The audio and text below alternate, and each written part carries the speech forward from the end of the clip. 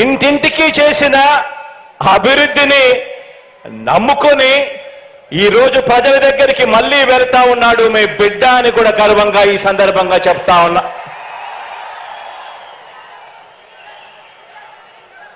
మనది పేదరికము, అసమానతల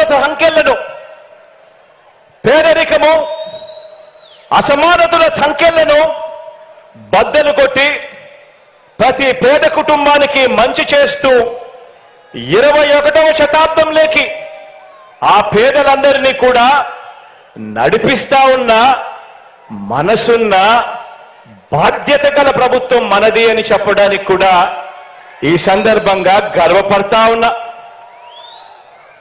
మీరే చూడండి,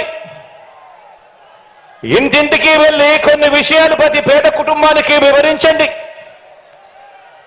75 రోజుల్లో ఎన్నికల యుద్ధం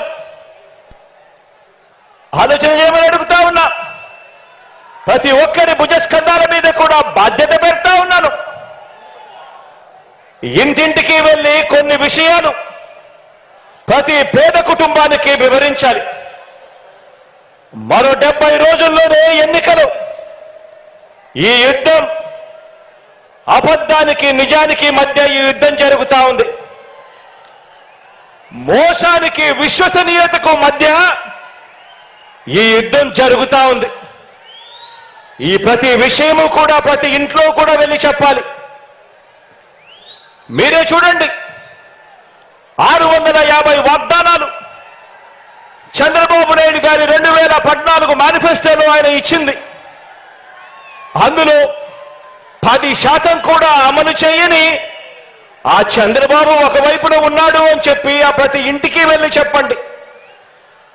మరోవైపున మీ జగనన్న ప్రభుత్వం ఇచ్చిన వాగ్దానాలలో 99% అమలు చేసి ప్రతి ఇంట్లోనూ కూడా సంతోషాన్ని చూసి సమ్మరపడతా ఉన్న ప్రభుత్వం మీ జగనన్న ప్రభుత్వము అని చెప్పి ప్రతి ఇంటికి వెళ్ళి చెప్పండి.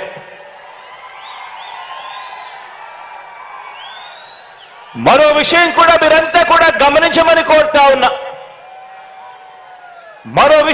మీరందరూ కూడా గమనించమని కోరుతా ఉన్నాను. ప్రతి ఇంటికి వెళ్ళి కూడా చెప్పమని అడుగుతా ఉన్నాను. మన రాష్ట్రంలో ఏ గ్రామానికి వెళ్ళినా కూడా మీ ఇష్టం, కుప్పం నుంచి ఇచ్చాపురం దాకా మీ ఇష్టం, ఏ గ్రామమైనా తీసుకోండి. మన రాష్ట్రంలో ఏ గ్రామానికి వెళ్ళినా కూడా